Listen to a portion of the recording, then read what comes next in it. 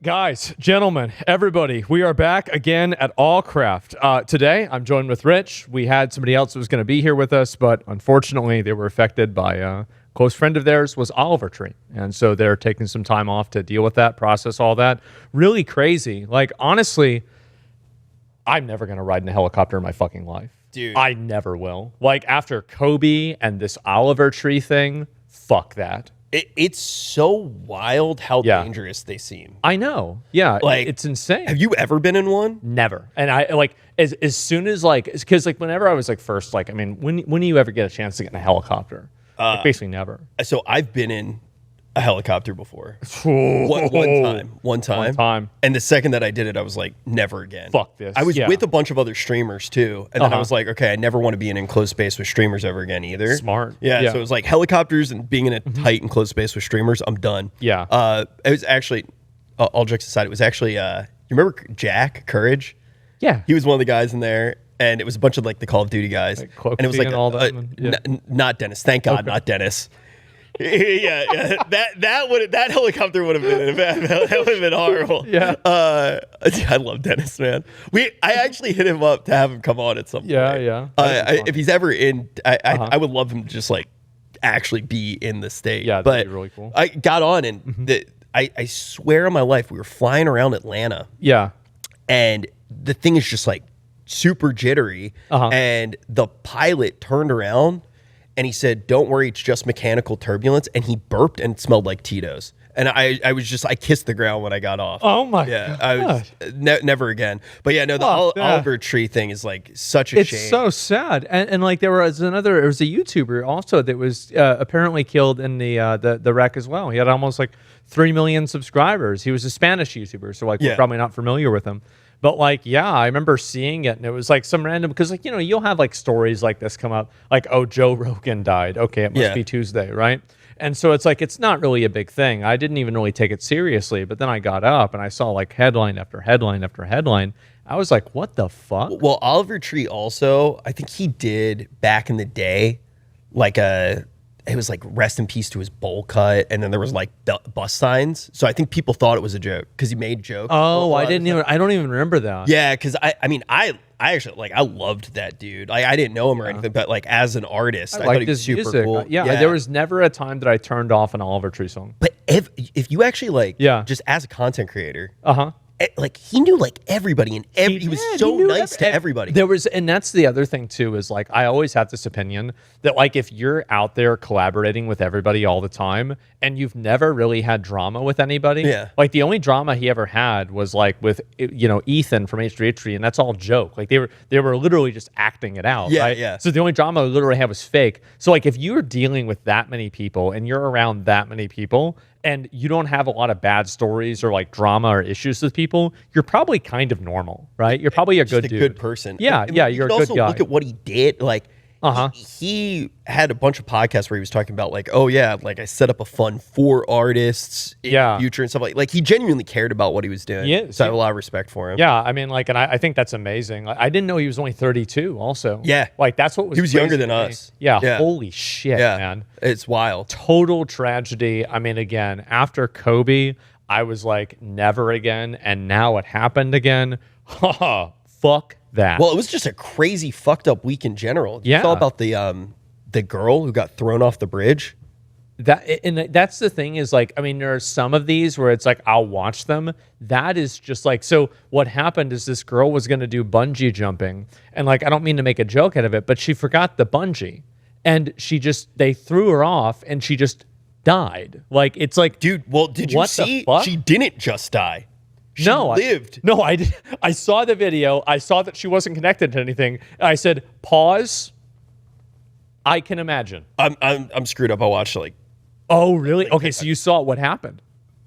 Dude, it's messed up. Well, the fact that you could just watch that stuff randomly on X now is pretty crazy. But no, I read the article because it's one of the most surreal things to watch ever. I mean, they literally throw her off a bridge and the dude who's recording it from the one angle pans the camera down and shows the bungee cord. Yeah. It's like, wait, what? Like how did you not notice? And the three dudes watching her fall, but there was a report and you never know with the internet what's real and what's not. People get distracted and they just like, I mean, people make mistakes. Like everybody fucks up. And like I have done things that are so stupid and brain dead, and I'm just glad it hasn't gotten me killed. You know, you just have a lapse in judgment. You're mentally AFK. You're not thinking. You're distracted. You're thinking about something else, and before you know it, you're dead. Yeah, but that's why there were 3 people there too. Right? I mean, I would never take that risk with like bungee jumping. I just wouldn't jump off of a cliff, even if there was I just don't think it's necessary. I don't think I have to do that. So, you know what's funny? I think if you asked me at the beginning of COVID if I would do it or not, I would have been like, yeah, dude, get the camera. Yeah. Now I'm like, nope. There's no shot. way, dude. Yeah, exactly. Like, I would never even imagine doing that. Like any of those, like I would go to space. I would go to space. Yeah, but that's going to fucking space. Right. Yeah, exactly. Like there's a lot of people, very few people go to space. Plenty of people jump off bridges. Okay. Not even good content. No, it's not. Going to space is good content. That would be crazy. Going to space, I wanted really bad to go to space and play the Final Fantasy 14 the portion of the game when it's on space. I was like, that would be fucking sick. But I think if we had to go to space, right? We have a rocket ship of 5 people. You, me, Ice Poseidon. Okay. He's in. Of course. Yeah. That dude's so down to go to space. Yeah, he'd go immediately. I mean, who else do we bring? Wow. That's actually a really hard one. Yeah, I don't know. I don't know. Like, I have to really think about who would we want to bring to space with us. Holy fuck. OTK reunion, bro, on the moon. It's probably the only place it would ever happen. It's actually crazy. Like, I look back on all of that, and it's like where everybody is now. There's some people who it's like everything is totally different, and there's other people who is everything is the exact same. Well, Nick, I think Nick he's back to streaming now. You saw that. I'm super fucking happy for him. I mean, like, all things, you know, watching all of that go down, I still like both of them so much, like Nick and Milena. And it's sad to watch something like that happen. That's the way I feel. Like, I don't want to go and be like, Nick was right about everything, Milena was right about everything. I liked Milena too. Yeah. I just wanted it to be over. Yeah. It's not like, listen, I'm not part of this, right? Yeah. I don't need to choose. I don't have to pick a side. It's not a big thing. But like, you know, Nick's my friend, and so I'm always going to support my friend no matter what, right? And so I wish him all the best. I do. I'm glad to see him doing well. Yeah, they were. They were. Everything was totally fine. And like, you know, she helped us with a lot of events too. Milena did. Oh yeah. And I remember her brainstorming a million ideas. Absolutely. Yeah. And it's like, you know, now he's streaming again. I feel like right now Twitch is like, it is kind of, it's in a weird spot. I feel like a lot of the what? It blows dicks. It sucks. It's horrible. It sucks. Like, and why is it? Why do you think it sucks? Okay, this is the part where everybody says I'm retarded. Yeah. In YouTube comments. Yeah. OTK was the best streaming org to ever exist, and there was no way that content could exist on Twitch after OTK because nobody was ever going to make anything that good again. And the sponsors stopped paying for it. That was all our fault. That we really poisoned the well. Dude, we did. The amount of sponsors that we lost was really impressive. And it was, and the funny thing, and you can attest to this, except for one time, is that it was not even my fault. It's like everybody would assume that like I caused all of these to happen. I don't think it was. You killed most of the sponsors before they started. Like, so I aborted sponsors. Yes. I didn't kill them. Yes, okay? Exactly. Yes, exactly. It's fine. That's totally okay. It's so funny though, because Nick, he's on this warpath, justified warpath about like all the view botting stuff. Oh god. Right? But he keeps talking about how view botting lost all the sponsors. And I'm like, Nick, we had a sponsor for a fast food, essentially, brand, and you tweeted out within the same 24 hours of the announcement that another fast food brand was better. Whataburger is not better. It's not, and he knows it. And his wife poured tequila in somebody's mouth while they were on this, and that officially killed the sponsor. So Nick was killing sponsors before event. Oh my God, I remember that. Wow. And yeah, it's crazy because I was thinking back on that, and that was like 5 years ago. Isn't that weird to think? It was like 4 or 5 years ago. Wow. Isn't that nuts? Holy shit. Because, yeah, I mean, like, we did all of that stuff back then, and like there were so many, like I would have to wake up sometimes and I would see some issue that we had and it was like, oh God, right? And it's like now, like that's the reason why I think I don't get stressed out about like drama and like, you know, stuff about me, is that we had so many of these huge problems then that were like actually multi-million-dollar problems, where it's like now it's like, oh yeah, you know, everybody internet's mad at me again. It's like, Zach, okay. it's so, I always think it's funny because I still talk to like everybody about all of the issues right, that we had in OTK, because everybody remembers them differently. They sure do. Do you remember, we used to always have that joke that every good idea in OTK, like everybody would take credit for it. So it was like every good idea in OTK was everybody's idea. Yeah. So like you would talk about like the shareholders meeting, and everybody would take credit for it. S-Fan. It was S-Fan's idea. Yeah. It was S-Fan's idea. Yeah. But every single person would take credit for it. Of course. And then S-Fan would, like, deservedly so, he'd be like, it was my idea. Could we do it on my stream? And yeah. Like, no, fuck you, no, S-Fan. we're not going to do it on the stream. Yeah. We're doing it on this Kim stream again. Oh, yeah. Absolutely. It was so fucking funny. Like, I honestly, as great as it was in some ways, I am so glad, like, now, like, I mean, we were having this conversation with somebody else, right? And it's like, now we are so relaxed. Everything is totally fine. I'm not ever worried about anything. There's no bullshit. There's nobody who's going to light themselves on fire and I have to put them out. I just light myself on fire. Dude, I'm not going to lie. So yes, publicly and permanent damage-wise, did you kill a lot of sponsors? No. Sleep-wise, you killed me and Tip. Like, I went bald because of you. For what? What did I do? Dude, what did I do? Zach, you literally, I think I told the... Which one? Did I tell the cup story on... I think I've said that. You did. On the podcast. You did. So that literally was... That one was rough. The roughest one had to have been when you said, I believe it was live, you said, when we were already sponsored by something, you said, why would I use that? They're shit. And then I never said, no, there's no way. I know exactly which one you're talking about. And also, most importantly, this is the most important thing about this topic, I was right. I was right. Stop making the product. You are right. I was completely right, and everybody knows it, and that's why they were really mad. They were so mad, and this is the one where the people that work there are still mad at me now that they work at a new company, right? Yeah, we didn't get to do it. I have created generational resentment, you know, in between different companies because I didn't want to deal with it because it's fucking garbage. It sucked. And they all did. Every single one. And I knew it, and I wouldn't fucking let it go. You want to know what the best thing about working with you always has been? Apparently not that. No, definitely not that. Anytime that it involves making money, that's not your strength. that's when you hit. That's I couldn't calling give the Jewish God. Yeah. You know. That's why you're here. Yeah, it's like, yo, we're gonna make money. He's like, oh, dude, I don't know. That's kind of fucking gay, dude. What do you mean, $2 million? Dude, I'm gonna take a fucking nap. What? And I have to wake up early? Okay, I don't know about that. That was the one time we were supposed to do this big announcement, and this was what we had to do. All we had to do was all wake up. It was 5 of us, and we had to do one mythic dungeon. That was all we had to do. Every single person showed up late, and we didn't finish the key.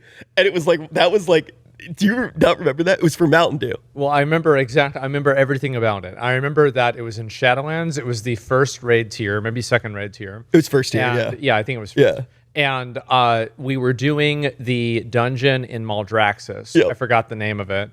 And then I thought we finished. I remember we finished it. Oh. I remember us finishing it. Did we end up finishing it? We did. Well, Tips played Brewmaster and he clutched did because up. he knew the most about the game. Yeah, and he clutched up. At this point, I was totally out. Like at that point, I had pretty much given up, and I had no interest. So I had no idea what was going on, and I was playing Hunter. Yeah, and it was broken. And I didn't realize until I actually had gotten on, and I would just hit one button, and I was doing like 90% of the group's damage. Yeah, it was ridiculous because of the it was like the Arden wield one. It just like it would be a giant blue circle on the ground, just like nuked everything out of existence. You could attack things through walls. And but yeah, no, everybody showed up late. We ended up not getting in trouble for that one. The thing though that I was saying about you that I think nobody would ever know besides people behind the scenes. Yeah. You and I would disagree a lot about like different ideas, but if one of the people, like if you said, hey, trust me, or if I said, hey, trust me, the other person would always do it. Just do it. Yeah. Yeah. I mean, like, because you've got to be, like, you have to be a team, right? You're not going to have a complete consensus on everything.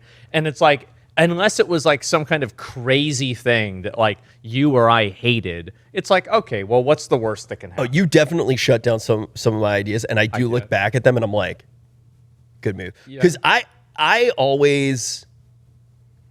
I know that I probably go a little bit too hard in the paint sometimes. Do you remember that mayonnaise sponsor?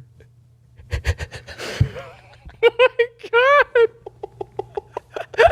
This was the most shameless. I forgot about I didn't. This is the most shameless fucking thing you have ever imagined. Imagine, like, there's like, this is like his stream was like a NASCAR hood. It was just, but it was the same fucking logo. It was everything over and over and over and over. And people would type something in the chat. It would squirt like white all over the screen. Yeah, and you're like, oh yeah.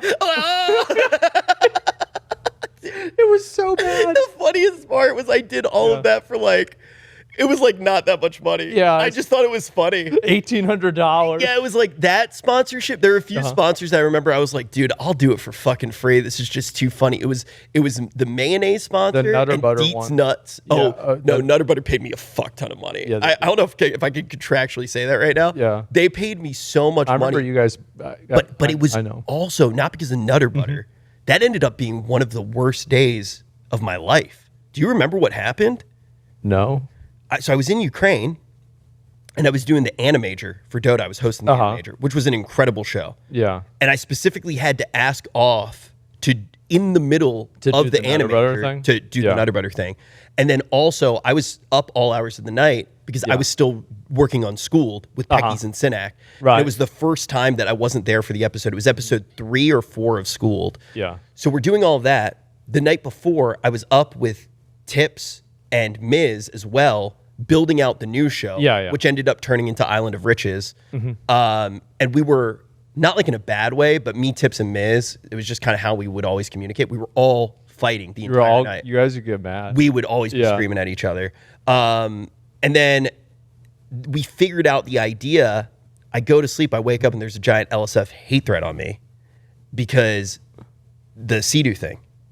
Oh shit! I forgot all about that. That's one of the worst days of my life. Oh geez, that was so unpleasant. I remember that. It sucked. It sucked. It was like I mean, like again, I don't want to there's no reason to rehash everything. Yeah. But like it was like, not every day was a good day. Like that was my worst day. Yeah. Every other day though, it was like, I guess it wasn't my worst day, but it was like all the other stuff. Like I look back on it and it's like pretty funny. Like I remember one time I was in Disney World for it was Mia's birthday. Yeah, and I get a message and it was like, dude, why are half of the OTK streamers suddenly going to like Saudi Arabia or something like that? Yeah, and I'm like getting all these calls from all these sponsors and it's just like clips of Miz being like, yeah, dude, I'm gonna become a professional golfer in Saudi Arabia. Well, it's because I remember it was that rat Poke who went out and that rat bastard weasel Poke. God, you don't like, I forgot there's like beef. Because do you remember I said, even 5 years ago, I said, if he cannot be a rat for 2 years, we can trust him again. And every single time I was like, reset the clock, and I was never fucking wrong. And he goes out there and he soft launches this and he puts Emmy and Miz in front of this and he says, oh yeah, they were going to do it too. And so everybody was going crazy about like how awful it is that, oh, you're going to go over there, you're doing sports washing for Saudi Arabia. So me, naturally, because I felt bad for them because I was like, this isn't like really, I mean, this weasel really did this to my friends. Okay, well, let's see what I can do. And so I go live and I say, oh, I'd go for free. And then, so immediately everybody goes and they instead start hating me, which was genius. Because like I didn't give a shit. I mean, I don't care. But like they'd probably have like a meltdown over it. Like for me, it's a Tuesday, dude. And I remember that day. I actually forgot until you just said that. I had a number of guys too that like were from the around there. Yeah, they're like, bro, really? Come on over, dude. Yeah, we did an Allcraft episode that day while I was in Disney. And I forgot this until now. I was staying at the Animal Kingdom Hotel, so there's giraffes in the back. And we went live, and I was like, yeah, I'm already in. I'm at the palace right now, and there were just giraffes walking behind me, and I was pretending that I forgot about that until now. But yeah, no, that one was on the Poke thing, though. It's so funny, because I know that you have beef with him, and I understand I don't, why. like, I'm at the point now where it's like, he said I don't even have, like, yeah, you were right. I'm so far beyond. I'm 35. I'm going to be 36 years old very soon. Jesus okay? Fuck, the age of me having some sort of long-term, I'm thinking about all of the annoying things that a person that's like an acquaintance on the internet did to me. I'm really... I have more important things to do, like laying in my bed and doing nothing. I'm gonna be real, dude. I just don't want to. I don't know Poke very well. Yeah. I just always think of when he, during COVID, was just making the best music ever. Was he really? Dude, I didn't even know that. Poke's music actually goes retardedly hard. That's fucking funny. The only person on Twitch who's ever made better music than Poke is Dr. Disrespect. It's actually crazy. Like now you have you... Wait, what is... I don't even know what you're... Did you see... There was like some streamers that went out and there was like some festival recently. Oh, the Black Boy Max thing? They're just throwing cups all over him, bro. And he's just standing there. And then Rakai goes out and he's like, what's up? And everybody's like, boo. So fucked up. I'm not trying to shit on Black Boy Max or any of that right now because I don't know them. Listen, you've got to have some balls to go out there on a stage in front of a bunch of people like that and perform. Okay? Like, I'm not trying to shit on them, but like, you got to admit it was kind of funny. Right? Okay. Well, it's kind of funny. So, I like worked way back in the day in music. So I was hitting up a few of the people who I used to work with. Yeah. I've been asking them for guests for Allcraft. And they sent me those clips and they were like, see, this is why we don't fuck with streamers. And I was like, oh, like, honestly, they're right. They're right. Because like, again, like streaming, like this is the thing is like, whenever you do, which streamers, okay, to be fair, Queso, okay? Queso is a saint. Saint Queso, who's the greatest guy ever. Nobody hates him, and he streams. He's very popular. The GOAT. Like, he is. He's the GOAT. And there's, like, maybe 3 or 4 other guys. Germa, Queso, and, like, maybe... Jinxie seems solid. Jinxie had a little bit of drama, like, a few years ago, but you're right. You're absolutely What was his drama? It was something really stupid. I don't even care. And so it was... I can tell you afterwards, right? It actually might relate a lot to... It's because his girlfriend was doing OnlyFans. Oh yeah. So I think you might be able to relate. I was literally, I like remember that the drama was like that he was like, and I remember calling him a cock. Everybody was getting mad at him, and like I'm thinking about this. I remember I was like thinking about you. I'm like, well, I get why people would not want to date an OnlyFans. My opinion is that if you don't want your girlfriend doing that, then number one, it's like don't buy a bird if you don't want to hear bird sounds, right? Don't buy a rooster if you don't want to get woken up 4 a.m. That's it, right?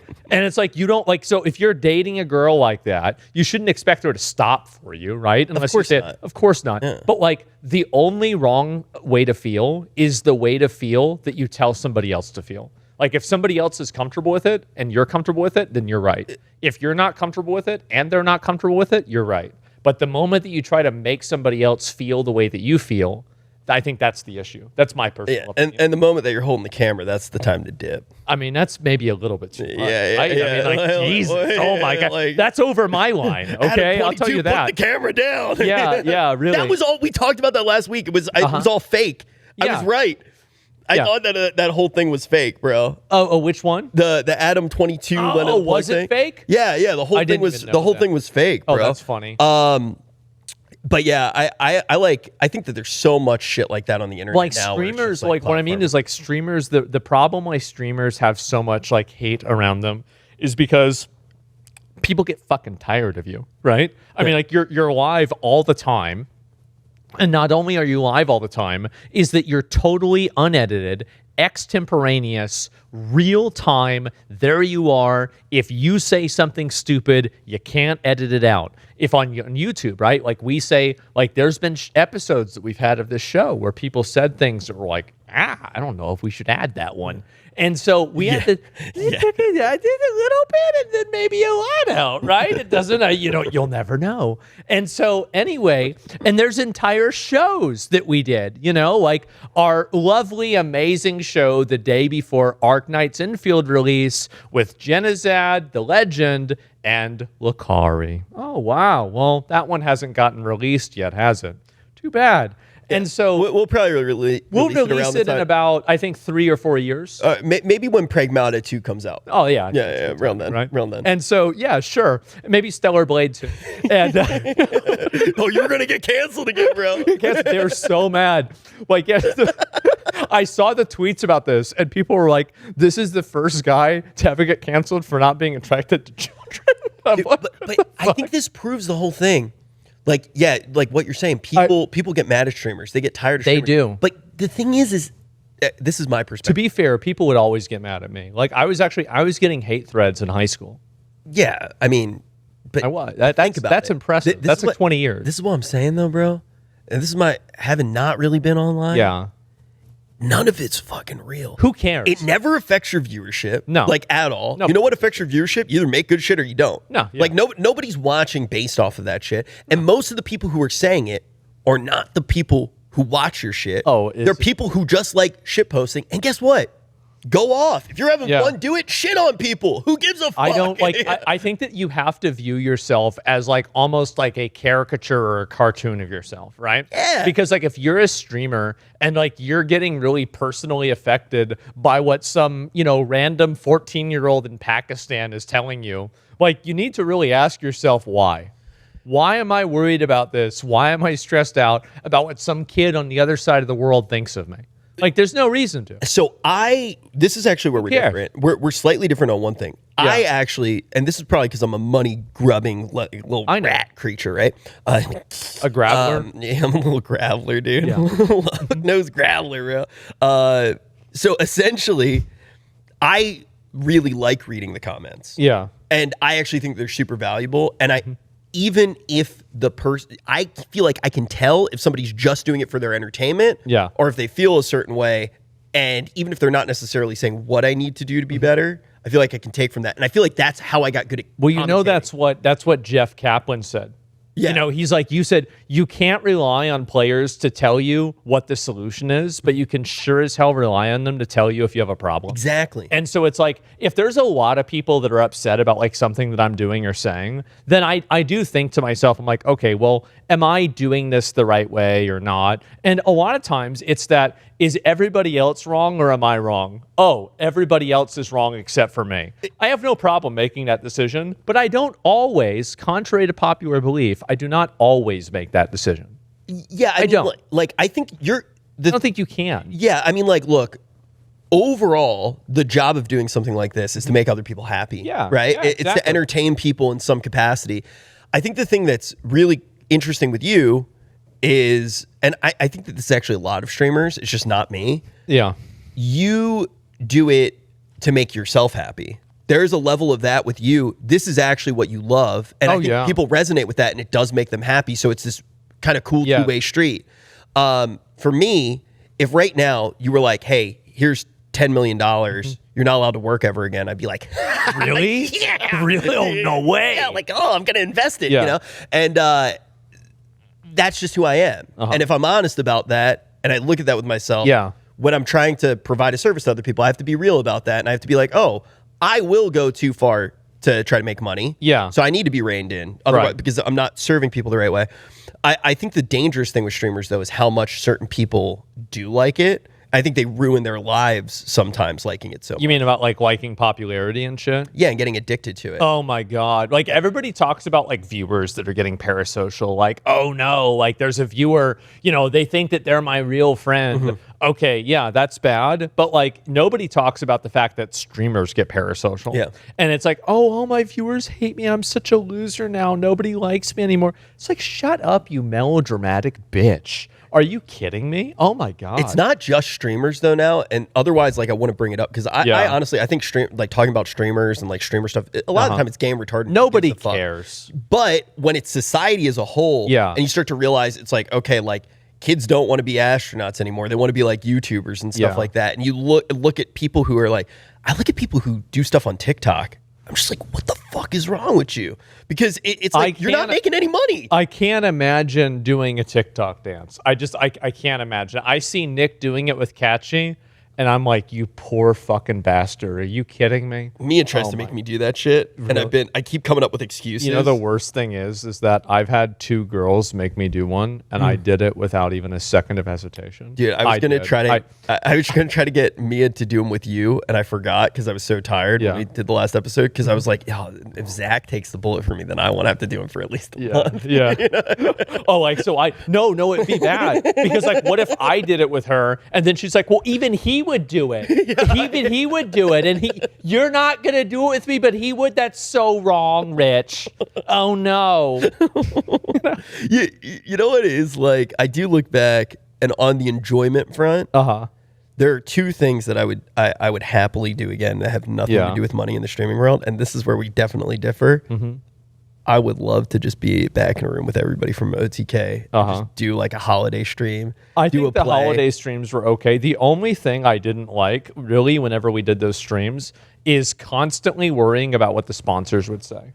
Like, that's actually what stressed me out the most. Because, like, I knew that, like, I was like constantly waiting for somebody to say something that was stupid or problematic. We only did 2 sponsored holiday streams ever. Yeah, but we had holiday streams where we had sponsors at the same time, right? Which would cause problems. Yeah. And so like, I did. To be fair, both of those streams were a disaster. So they were. The first one was a Valentine's Day one, and S-Fan got COVID. I don't even remember that. Yeah. Okay. Holy fuck. Because we called you and said that you weren't allowed to go because we were scared of you getting COVID. Yeah, right. And because you were at the time, it's taking care of my mom. Exactly. Mom. So, but this is one of those things where I look back and I'm like, damn, we were absolute pussies. I remember we were like genuinely scared that we were going to get a bunch of hate threads because S-Fan got COVID. And we put out an apology, and we're like, we are dedicated to making sure. And I look back on that, and I think that was the gayest thing that ever happened. It was the COVID era, like fucking hysteria. It's like I look back on it, and it's like you really had to be there. You had to be there, and you can watch videos, and it's like you still don't even think that shit is real, man. I remember I was with Emily, like Mizkif's sister. Yeah. And it was me, Emily, Sear, and Andy Milanakis, actually. And we were in New York, and we went to it was like the Museum of Sex. We were going to go there as like a little like live stream, like kind of thing. And they wouldn't let us in because not all of us had the mask proof of our COVID vaccine. Oh God! I was like, "This is the Museum of Sex." Yeah. Like, what? Like, what do you mean? Yeah, they can come in here if I have AIDS, but not COVID. What is this? What is going on? And I know. Like, I never got the vaccine. I never did, and it had nothing to do with like like worrying. I'm just afraid of needles. I'm afraid to go into medical stuff. I didn't want to get involved with it. I was like, I don't want to do it, man. I was so paranoid. I got the first one. I think most people did. And then I didn't get boosters. A lot of people did. Yeah. And I'll be honest, I've gotten COVID decent amount. Just like getting a cold. Yeah. There was one time that I got it, maybe like 2 years ago, where I really felt like shit for like a day. Yeah. But I remember every time that I did get it was COVID, like a 1 day debuff basically for me. But every time I got it, I was like, you know, it was never so bad that I couldn't do shit. It was always like an excuse. Like I remember one time I got it. Excuse to lay in bed all day. Oh, the excuse to play it. The one time it was an excuse to, I ditched all of my OTK responsibilities and I played Epic 7 all day. And I was like, this was I don't know why people played that game. That game was so good. It was so bad. I've seen it. It's awful. You're wrong. Like I don't understand like now, like because there have been so many, like is Wuthering Waves just the best one? So it's gotta be the best one, right? I think it's the best Here's the difference. So Epic 7 and that kind is garbage. No. Okay, all right, go ahead. Go ahead. It is garbage in a certain capacity. Don't get me wrong. Yes. If you had infinite money and everybody was on an even playing field, it is actually good. That's fine. But that's why they make so much money. Yeah, exactly. Because the thing that sucks about those games and why I completely quit them, basically for anybody who's never played a gacha game like that, these particular gacha games, the PvP real-time arena gacha games, it is like Pokemon real-time on crack strategy turn-based combat that a lot of people would really enjoy. The issue is though, it's super pay to win because you have more dupes of a character, things like that. And then the thing that's cool is you have to farm gear. And one of the things that you always know when you are competing on these ladders is the guy who has the most speed on the server a lot of the time. Like that's the GOAT. It's like, oh, he got five speed hits on his boots. That guy's like a legend. That's the thing though. Because now this is, you know what the worst, like have you ever heard this term account manager? Oh yeah, well I had a few. This is insane. So pilots. What account manager means is that you're paying somebody money to play the video game for you. Yeah. So it's like, you get a pilot. So let's get this straight, okay? So you're playing a video game that you have to spend money to get the characters in, and then you have to pay somebody to play the video game with the characters that you bought with real money. Time is money, friends. What the fuck? So I never paid somebody to pilot my accounts. Yeah. But the reason why people do it is because these games stop being fun when you keep repeating them. Anything does after a long time. And then people have spent so much money that they have this FOMO. There's a sunk cost fallacy. Yeah, like right now, I quit playing WUA, for example. Yeah, you did. Well, you didn't play for that long. I played ever since the release. So I played during the release, didn't like it, then got back when you told me to, loved it, went ham, had my fun. Yeah. And then when it got on maintenance, I didn't feel like playing it anymore. But I'm still I need to log in before the Cyberpunk collab's over. I've logged in and I've just done my dailies so I can get all the upgrade items. But other than that, I have no real interest in doing it. I was going to do it on stream, but then it was This episode of Allcraft is brought to you by PDS, and there's a reason we put it in right in the gotcha gaming section. If you're working your ass off just to stay broke, PDS Debt can fix that. If you're still stuck in debt after all these payments, take a look at PDS. PDS Debt has a customized option for anyone struggling with credit cards, personal loans, collections, or medical bills. PDS uses data to go beyond the numbers and personalize saving solutions for you. Get your free 30-second personalized assessment today at pdsdebt.com/allcraft. Means a lot to us to have a sponsor for this episode. It allows us to keep doing crazier and crazier things, and this one can really help you out. With no minimum credit card score required, PDS is the top-rated company in the industry with thousands of 5-star reviews and an A+ rating on the BBB. That's a lot of letters that I'll say. It's a company that you guys can trust. We do over here at Allcraft. Be sure to use our link so they know that we sent you there. Hey, Zach, have you ever been in debt?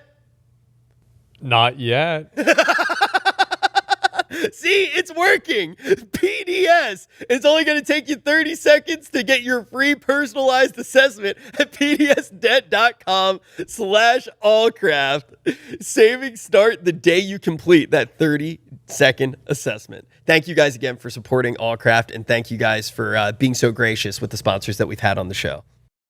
I've admitted to myself, if you look back at our early episodes of Allcraft, I'm tweaking, bro. I'm I'm straight up yeah, man, you should play Genshin Impact with me. Yeah. And I looked at how much money I spent, and then I look at how much money I spent on Warhammer, and I'm like, how did I spend more money on Genshin Impact than Warhammer? When I look at how positive Warhammer is in my life and how much fun that I actually have playing it, and then I think back to the memories in Genshin.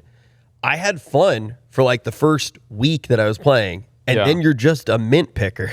You're just a fucking mint picker. That's right. Like, no, what am I it's doing? true. Yeah. I mean, like, I guess, like, I do probably need to start playing Warhammer. Like, I'm feeling very... Let's do it next week. I'm feeling very positive about Warhammer. I think it's, like, the right thing to do. It's the next step.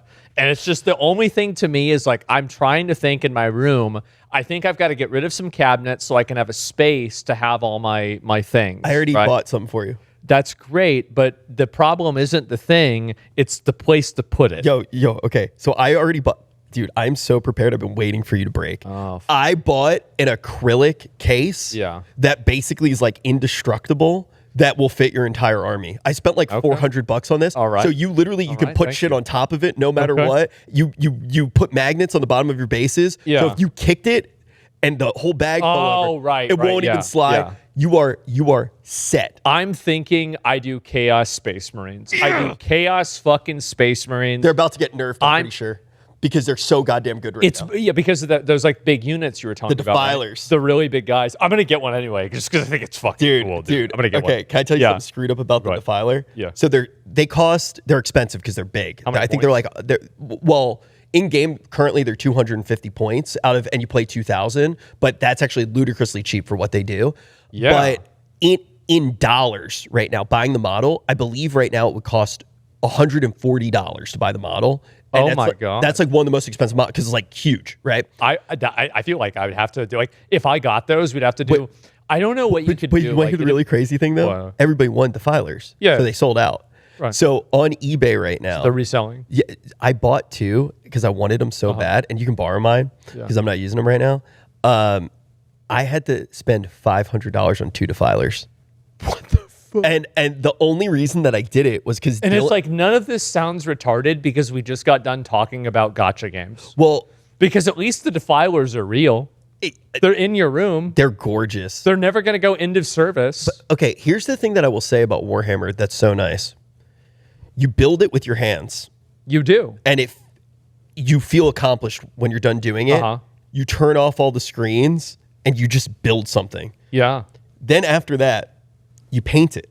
And you can spend a lot of time doing that if you want to. Yeah. Now it's a whole other thing.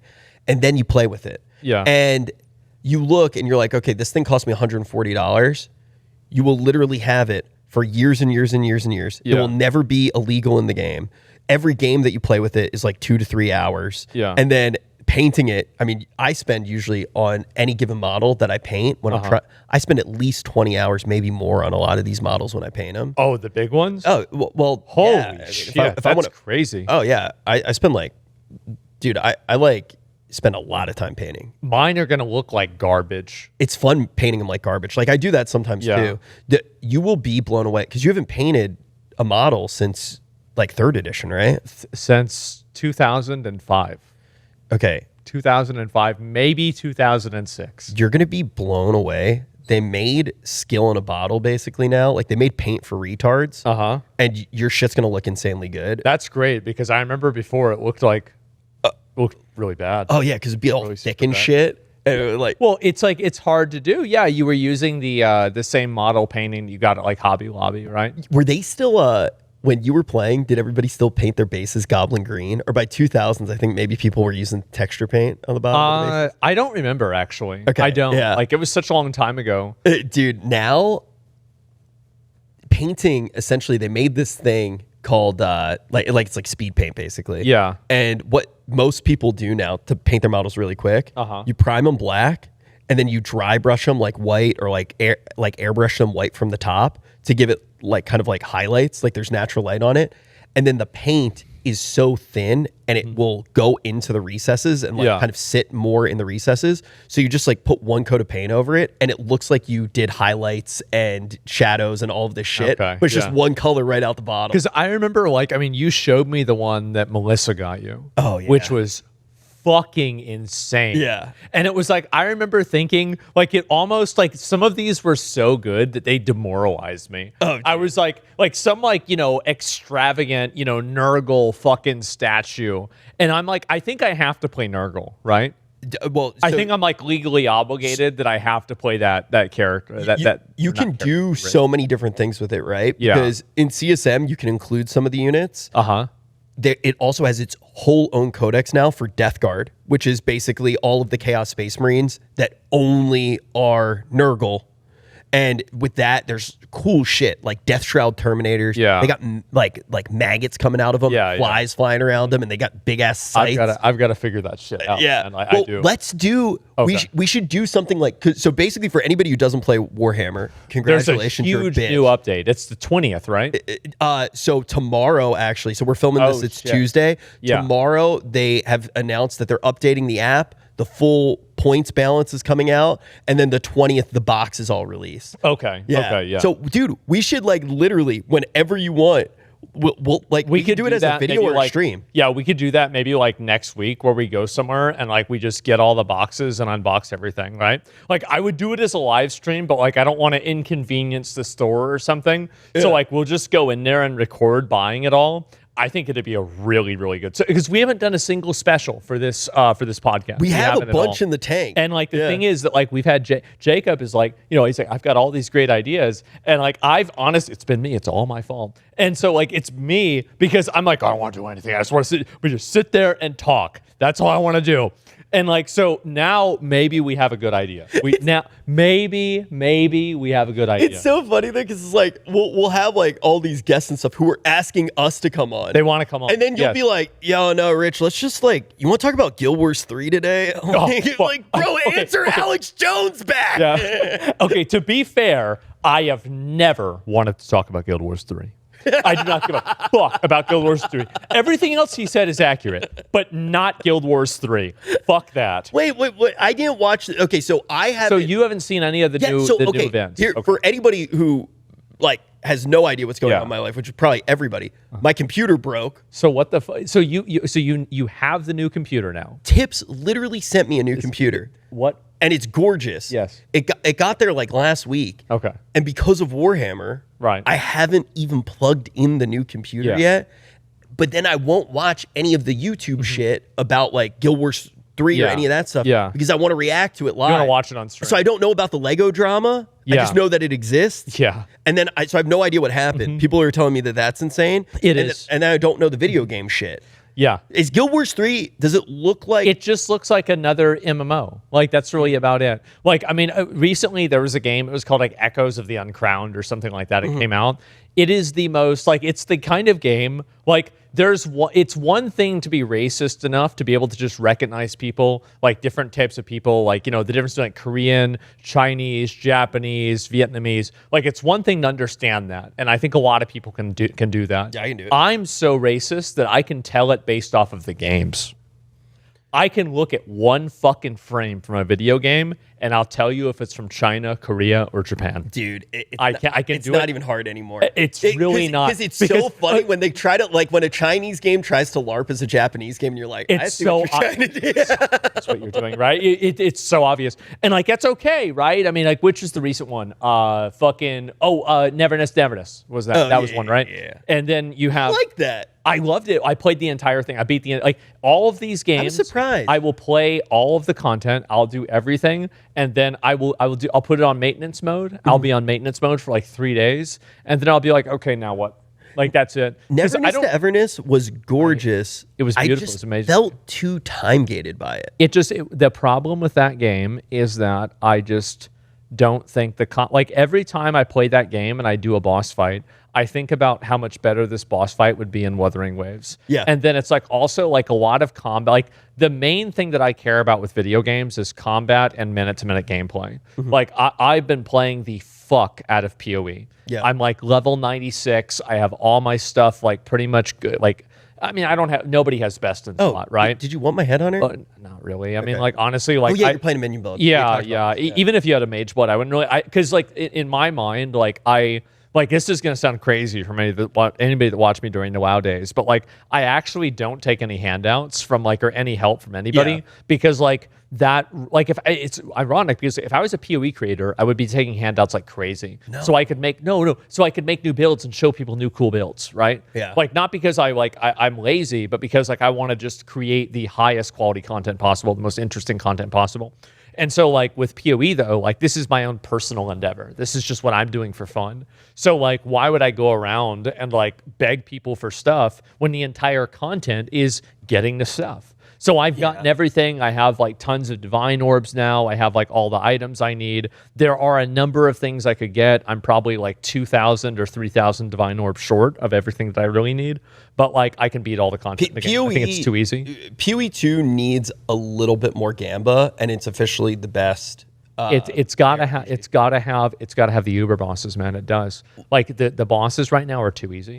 Here's the other thing that I don't like right now. Yeah. The actual having to move around on the Atlas, I find a little bit janky. It is. But it's a lot better than it was. Yeah. I mean, there's a few things about it that I really think they can improve on. But like, I honestly think it's like, if PoE 2 comes out and it's as good as I think it's going to be, it will be my game of the year. So like right now, what is your game of the year? Well, for me, I mean, this isn't real, but I just played Elden Ring. That's one of the best games I've ever played in my entire life. People keep going, but you kept saying you hate it. And I was like, that's the fucking point. Like, I do hate it when I'm playing it, and then after I go, this is the best game I ever played. Right. But the thing with PoE is easily, when on release, I think it will be my game of the year. I agree with you there. Yeah. But until now, before this patch, Torchlight Infinite was a better ARPG. And PoE 1 you was like better. It a lot, yeah. Torchlight Infinite it has a lot of problems. Yeah. Torchlight Infinite is legitimately pay to win, and it's not. Yeah, they added that stuff. I remember that. Well, it's been amped up slowly over time. Basically, in Torchlight Infinite, if you're free to play, you're making like a quarter of the currency that you would make if you're pay to win. But the game is still good, and because the journey is about getting the stuff and actually playing to get the stuff, I think you could still have a good time as a free-to-play player. But I understand why somebody would just go, I'm not going to fucking play this shit if it's paid. Yeah, that's fair. I don't think I would. That's fair. And it's not for everybody. It's like Diablo Immortal. Well, Diablo Immortal was actually a bad game. It's just, it was legitimately better than D4. I did play a lot of D4 out of curiosity, and it's really not good. I thought that a couple of their leagues that they did, like I remember I did the Season 2 league, and I really think it was a pretty good game. It was a pretty good game, but like it just wasn't like, it's kind of like basically Diablo 4 is a great game if you have 10 hours across the entire season to play the game. Yeah. PoE 2 is a great game if you have more than 10 hours across the entire season to play the game. That's my opinion. Here's the issue with Diablo 4. Diablo 4 is significantly better than it was on release in a lot of ways, but it still feels completely unpolished, and it feels like a ARPG gacha game that you could play as free to play, and it keeps releasing stuff like new expansions that cost real money. It does not respect the consumer. Blizzard needs to sadly die as a company. There was actually you saw the guy? Yeah. Sandy somebody, right? Really an OG. Guy. An absolute, the guy looked like a farmer. Like a 60-year-old farmer. I was like, and this guy worked in video games? Oh shit, okay. He's all right. Everything that he's saying is right. The company's bankrupt of creativity at this point. Yeah. I know that there's all this hubbub about Classic. Right. Here's my thing. I actually was saying this to the mods. The people that made Midnight are going to be making the new game. Oh, it's going to be fucking ass. So if they make a Classic Plus or they do something, it's going to be made by those people. But I'm planning something, bro. Okay. Look, WoW is basically dead. Like, we're not going to ever have that feeling. MMOs are dead. I don't know if that's necessarily true. It most likely is, but there's enough to that genre that I think that there will be another great adventure that feels like an MMO sometime in the future, maybe even potentially in our lifetime, like a VR kind of experience that we... You saw they're making a Sword Art Online game? It was it doesn't look that good, though. Yeah. Why can't they get it right? I mean, that's a hard one to get right. Why can't they get it right? No, Grand Blue Fantasy got it right. That was the only one of those games that was ever good. I didn't actually play that one, but it's having Relink or whatever soon, so I'm going to play that. It's a genuinely phenomenal, amazing game. Well, here's my plan, bro. Okay. There's a few different ways we do it. Yeah. We boot up Asmongold. Oh God. We boot up twitch.tv/Asmongold. Shit. Okay, got it. We boot it up. We have a crazy ad deal. We have a crazy ad deal. Dude, we got to use it one last time. Like, if I go live on that channel, I get my same viewership. I'm gonna, dude. I don't even want to say. I don't think I used to sit there. Yeah. And I would watch your streams, and you'd be counting the money. Well, this is how you know that I just like A, love you, B, love money. Because I'm not doing this for me. I would sit there and I would watch your streams, and I had the ability, because you gave it to me. Because you're editor. Well, yeah, I had the ability to push the ad button. Yeah. And I'd wait for you to like get up and shit, and I'd be like, I would be like, Asmon, you're like, let's go. So everybody was like, well, what's the fucking ad? Why did you play an ad? And I'm like, I didn't play an ad. What the fuck are you guys talking about? So like, I was gaslighting my own fucking viewers in the middle. Like, you know, I'd have like 100,000 viewers watching. So much like, guys, money, what do you mean an ad? And like, I bet they probably fucking hated me. They're like, does he think we're retarded? They all stayed. And yeah, dude, they did. I think everybody knows that you have money at this point. Yeah. I made you by doing that. I mean, every single one of those button presses was 5 figures. Yeah. Yeah. It was nuts. I made you hundreds of thousands of dollars. That's crazy.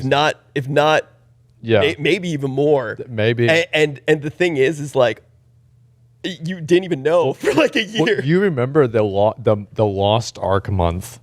That was, we made so much. So that was fucking insane. I genuinely, as a streamer, made majority of my revenue over my entire career in 1 month. That was with Lost Ark. That was, dude. It was honestly like that shit. Like they really in that game, dude. I really think that. How far did you get in Lost Ark? Oh, dude, all the way. You killed the deer, right? Yeah, with Shroud actually. I know. I remember. Because everybody in this group. This is so like Lost Ark comes out. And like Nick, Shroud, Rich, I think Chance, Soda Poppin', and like maybe 2 other people. Nick went pretty hard. I don't remember how hard. Nick dropped $18,000. Yeah. He went pretty hard. Yeah. And so like, yeah, you guys spent so much money. Shroud and I spent a lot. Yeah, you spent even more than me. And like then obviously like, did you play Volton? What did he look like again? He was the big Minotaur guy. Yes. With the axe. Yes. I genuinely think. Oh my God. That was one of those times. So you were doing Voltan without me, and people started spamming to do it with me. And then when I did it, they were spamming to do it with you. And I banned like 1,000 people in both of our chats. That's probably so fucking annoying. It's like cringe. Like, dude.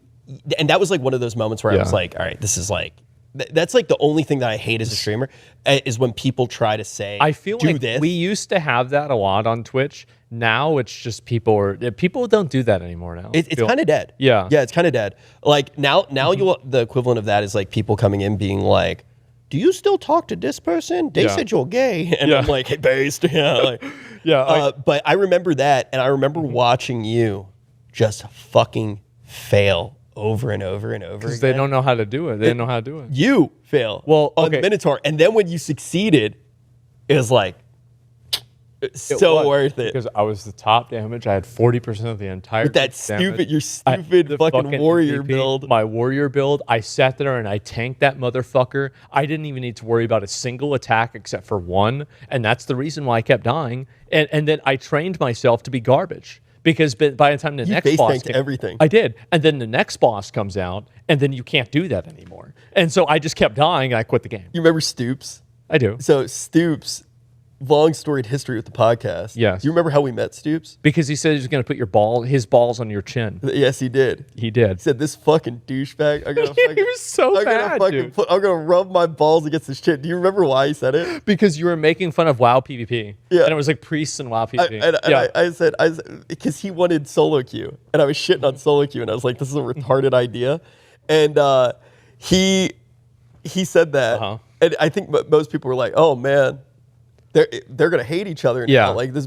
We had him on an episode of Allcraft like the next week. And we became friends. We didn't give a fuck. Like, it was just like it doesn't matter. Like he still streams Lost Ark. He does well. And I went to his stream and I was like, "Yo, Stoops, should I come back? And play Lost Ark?" And he was like, "Fuck no, this game sucks." It's so bad. Like and you remember like the month that we played Lost Ark was the last time that MMOs were good.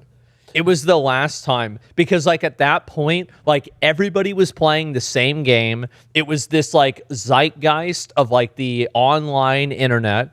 Everybody was focused on it. Everybody was like exploring it. Nobody knew anything really about the game because everything else was in fucking Korean. Yeah. And so it was so much like if I could go back to like any month streaming ever, it would probably be Lost Ark because I just loved that experience. And your stupid bald ass wouldn't have streamed it if I didn't beg you. Do you not remember? So this is what happened. So I had gone live the day before Lost Ark release. No, you didn't. I don't think so. The day before. And I thought you didn't go live until that day. No. So I went live on my second channel. And I watched everything on my second channel. Yeah. And then I had to end the stream earlier because everybody was like, I had to go to a meeting. It was an OTK meeting. And then it was me, you, Tips, SFand, and Miz. Yeah. And you guys were like, you need to go live on your main channel tomorrow. Yep. And I was like, what? Oh, yeah. I actually, that was the only time I ever did it. Yeah. I don't feel bad about it either. I like did kind of trap you and made it like an intervention with all of them. You did. You made an intervention because like, and the reason why is that it was that, and then before that, it was me playing PoE during a meeting, and you guys got annoyed about it. I didn't care about that. Somebody did. You used to play fucking Dark Souls during Allcraft. I did, and we'd have a guest on, and I could tell you weren't paying attention, and I'd be looking the camera, around. and you would just have. And I'd be like, yeah, Zach, what do you think about that? And you're like, oh, yeah, that's fucking right, dude. Oh, listen, it's fucking simple. And then you just wouldn't fucking say anything. You just would say your stupid-ass catchphrases. And I was like, this asshole's farming souls, dude. I'm auto-playing right now. Yeah, I'm auto-playing my podcast. And like, because I just wanted to play. I wanted to play. I was done. We would have like fucking Summit on. Yeah. Or like Quinn on. And he would just be like, I'm auto-playing, bro. Like, I'm busy. I want to make sure I finish this game. And like, so no. Yeah, it was the day before. I had not planned. I was not going to go live on my main channel. I wasn't going to do anything. I was going to go live on my second channel and just play the whole thing out. I was going to enjoy it for myself and everything. And then you guys basically convinced me to do it overnight.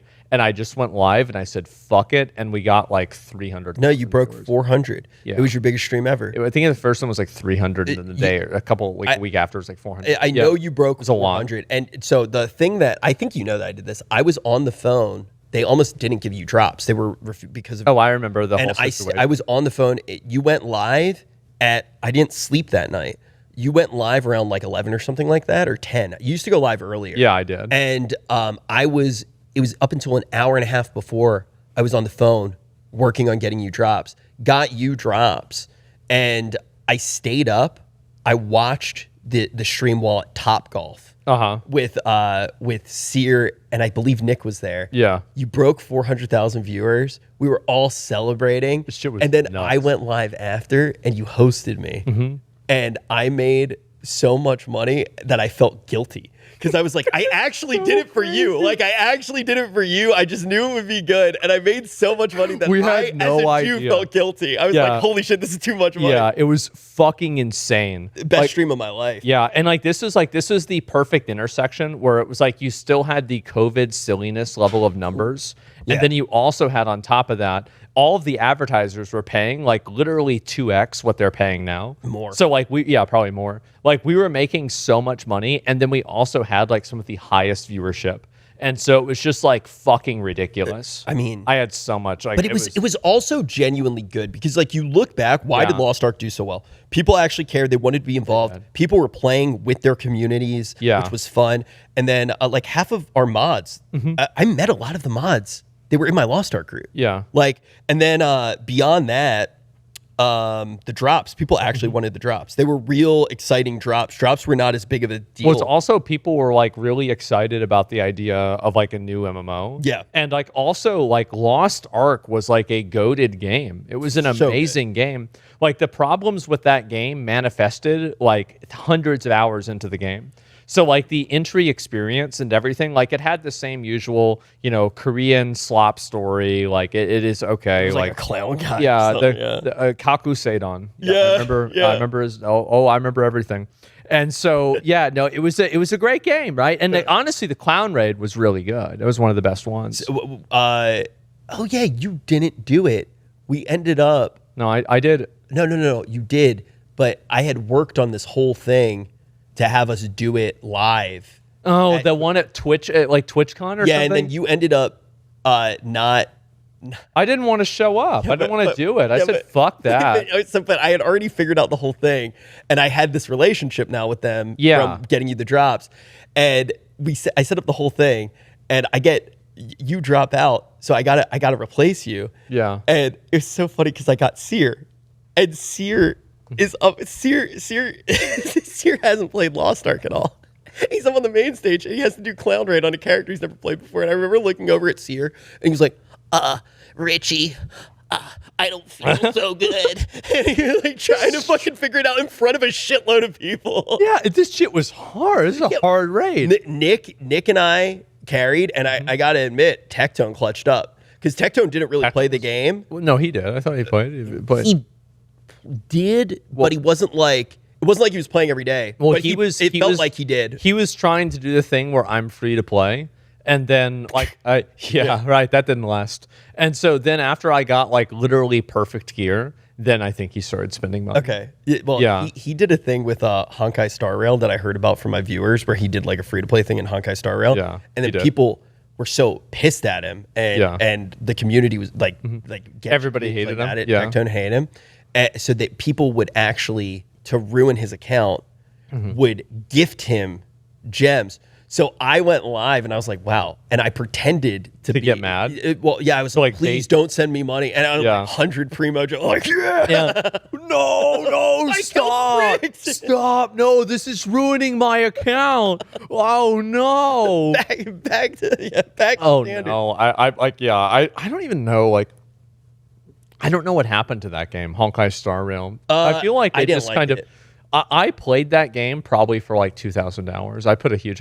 like 1,500 hours. I played a huge amount of time. I tried to do it while I was recovering from my hair transplant, and I couldn't even get into it then. I loved it, man. I did as soon as I could autoplay in the game. Like, I never actually... Like, I remember one time, this is going to be the most pathetic fucking thing ever.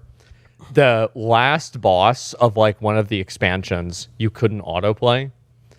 I genuinely didn't know how to play the game, and I was on stream, and it's like, these are all of my like maxed out characters, and I'm like, okay, so I think I have to open up this screen, and then, okay, wait, how do I do the old? Oh, that's right, how to do the old. Okay. The thing that is like, the thing that's crazy about that game is how quick they power crept.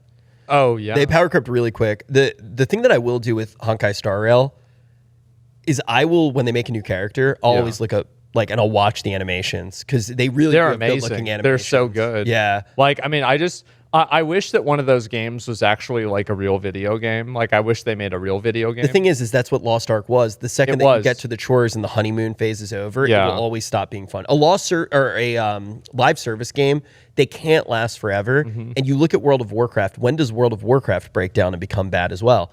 The second that the journey stops being that's the reason why Classic WoW was the best version of WoW. Because it had the journey. Because like you have, like, by the time that you get to Nax and you finish Nax, you have put so many hours into this game that like you don't want to quit ever. Like you've built a community, you've made friends, you've had to go through multiple guilds, you've had to go through probably millions of problems, tons of groups, everything, farming, and all of that. Like it is. In my opinion, I think Classic WoW is the greatest game of all time. Here's what we do. We turn it back on.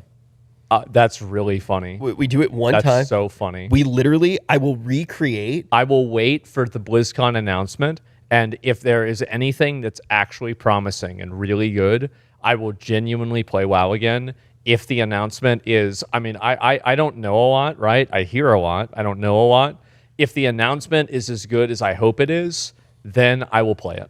Here's the thing. I would usually agree with you because if you remember, we had this conversation for midnight. We were like, should we do it? Should we do something?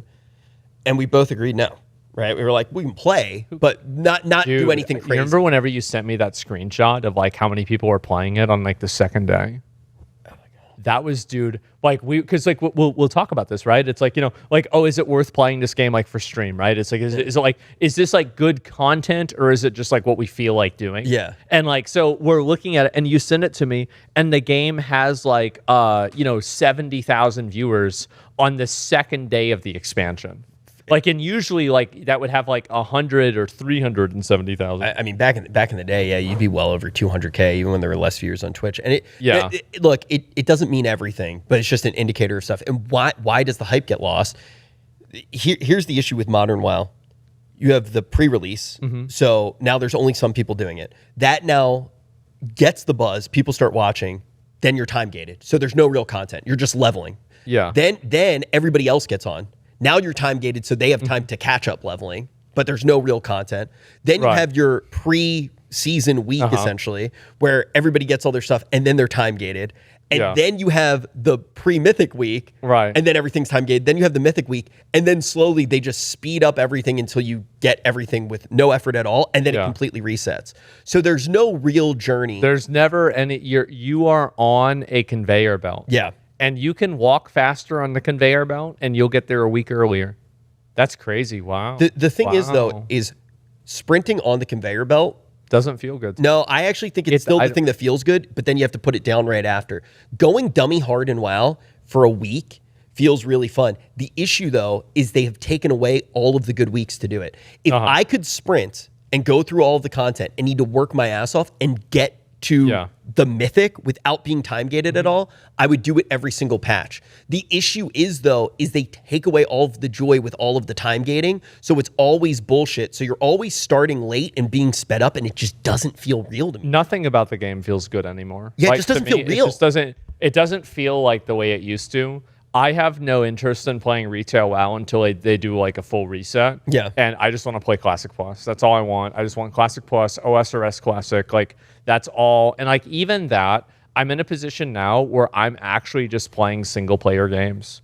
I'm for like the first time in my life too. And you used to always say, and I was always like, yeah, fuck yeah, I feel the same way. You were always like, I'm not a video game player, I'm a WoW player. Yeah, I feel like we actually play video games now, and it's pretty fucking fun. It's gone back. It's like literally gone reverse, right? Because like growing up, I feel like you care a lot more about like being good at video games, because like when you're 17, there's only like one thing you can be good at, and that's probably video games. Yeah. And so it's like when you get older, like there's other things you're interested in, other things you can do, other successes you've had, maybe a career, right? And so like the focus around just being good at a video game doesn't really matter as much anymore.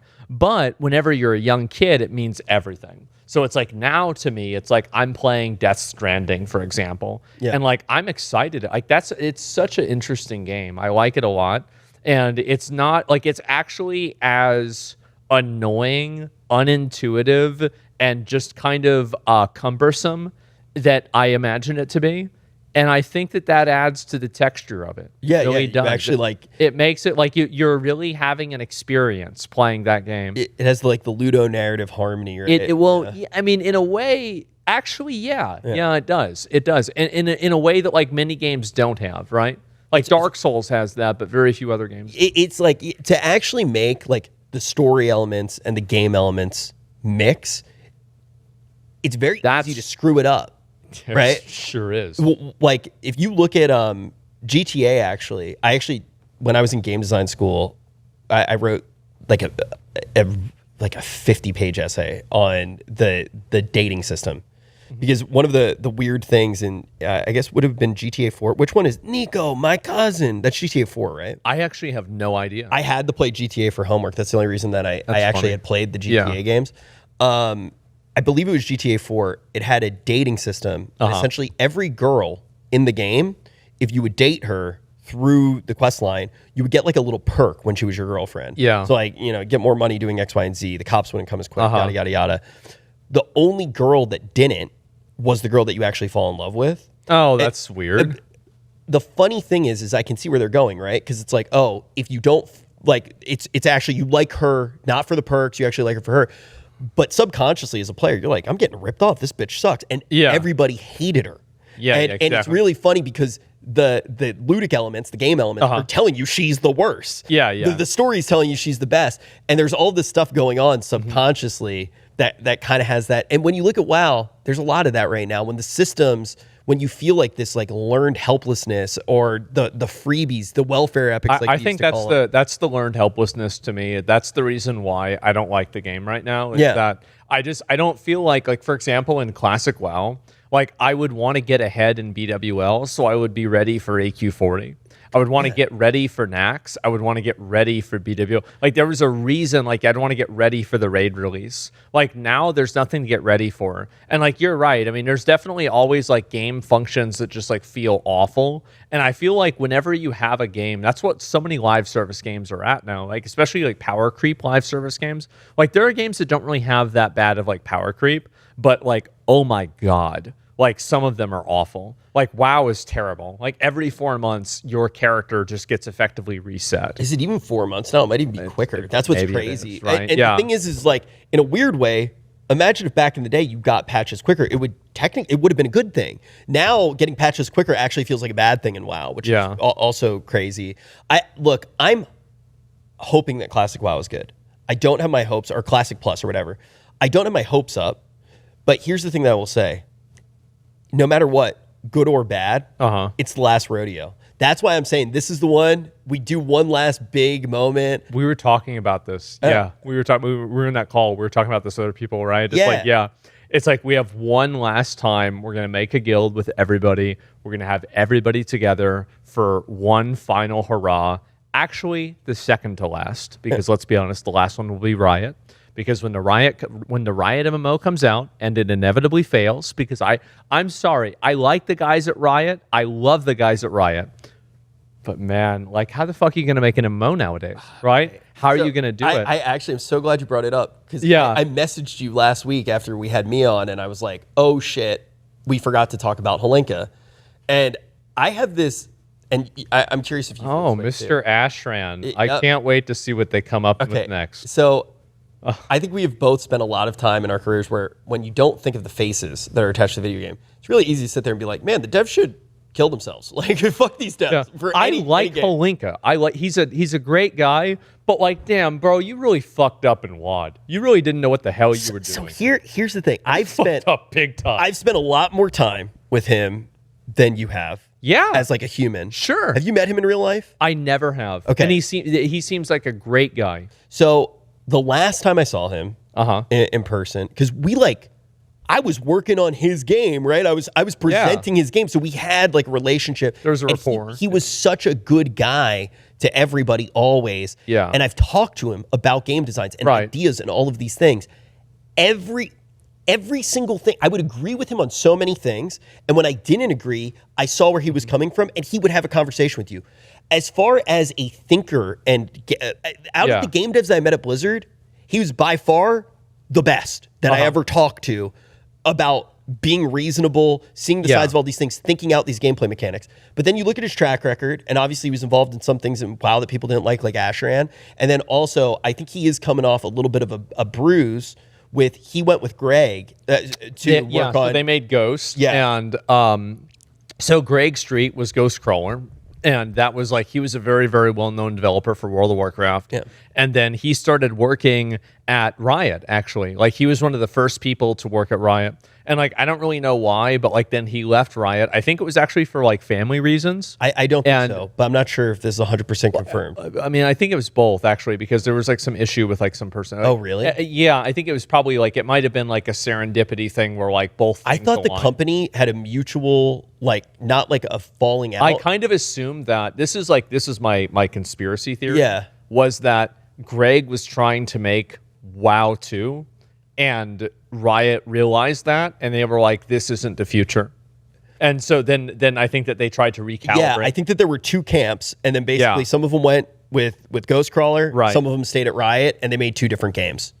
I just wish that I saw Ghost, like I just really didn't. I remember like I interviewed Greg about it like on like my last podcast, and it was like like you've got a number of good ideas. Yeah. But it's like, I'm so sick of thinking about ideas. I'm so sick of imagining if a game is going to be good. I'm even like, this is going to sound awful. I'm just so fat and lazy now. I'm so sick of even giving feedback on games. Just feed me the goy slop. And that's it. Let me just sit back and just enjoy it. I don't want to hear, like, I don't want to give, like, this is what's wrong with it. That's the problem. I don't know. Fucking figure it. Oh, you don't have it figured it out? Okay, that's great. I'll be back when you do. Here's the thing with Ghost, 3 years, it's fine. The thing with Ghost that sucks, the only thing that really does suck about it, what was released and what people saw, I think it was like Lazy Peon, Co-Carnage, and it was Josh. I feel so bad for Lazy Peon. Like dude, with Ashes as well. He is just every fucking video game. Like, he was a huge BDO guy. BDO flopped the fuck out. He was a huge guy for, I think it was Lost Ark or something. That flopped the fuck out. The worst one was New World. New World flops the fuck out. And he's like, well, at least we still have Ashes of Creation, right? And it was just like, I remember watching his video after the game died, and he just like, I have seen YouTube apologies where it's like, some guy ends up killing his wife and kids, and he's less fucking apologetic than Lazy Peon.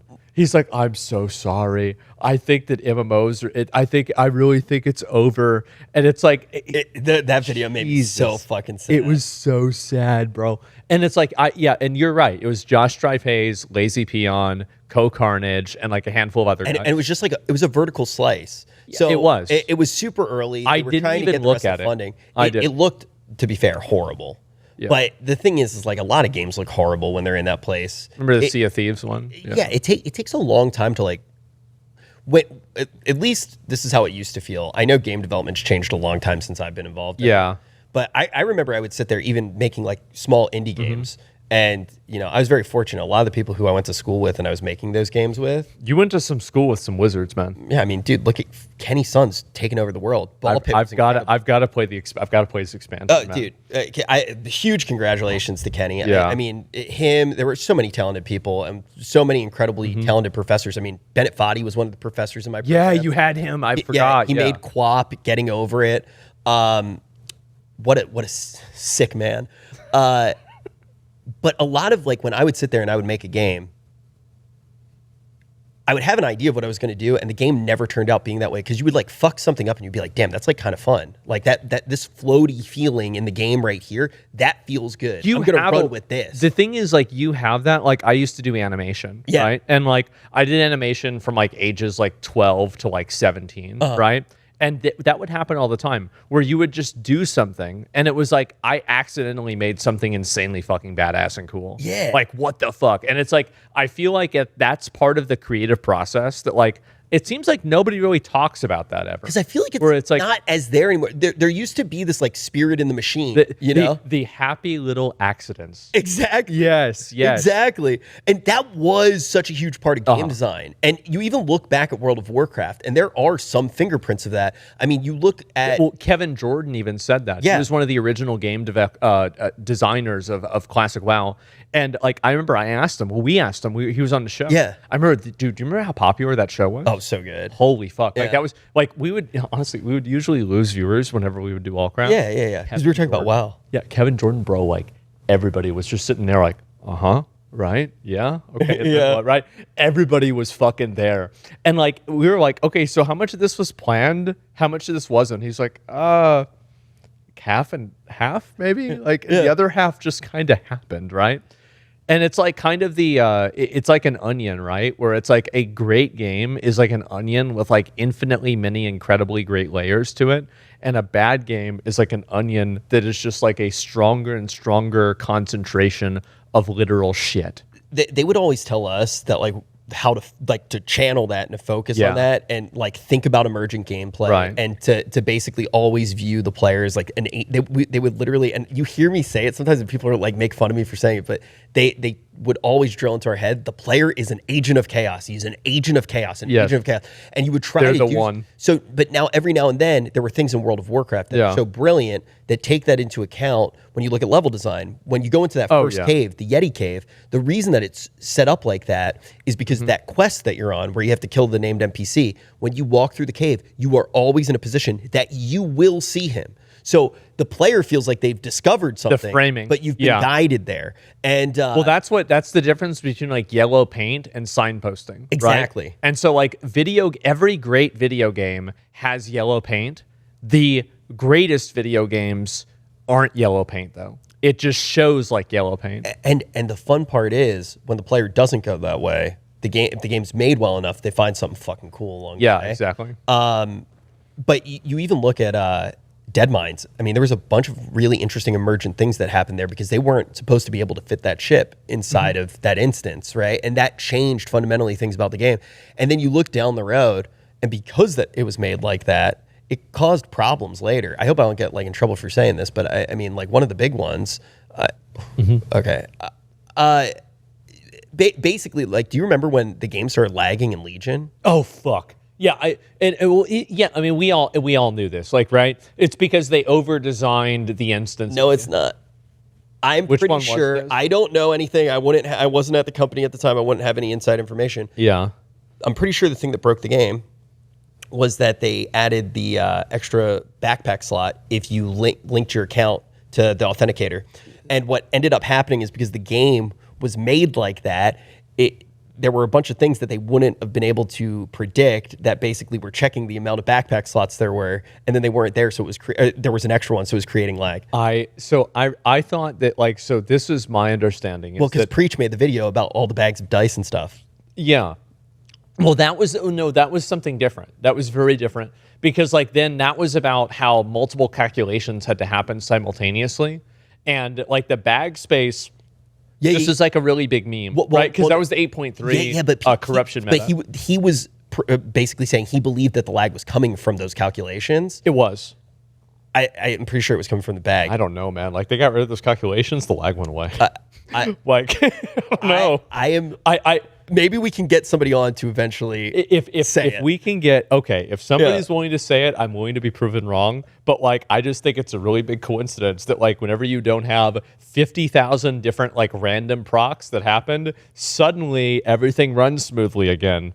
I don't know. Maybe that's the reason. That Bags of a Dice video was fucking legendary. It was such a good video. It was like, he actually used to make such good WoW videos.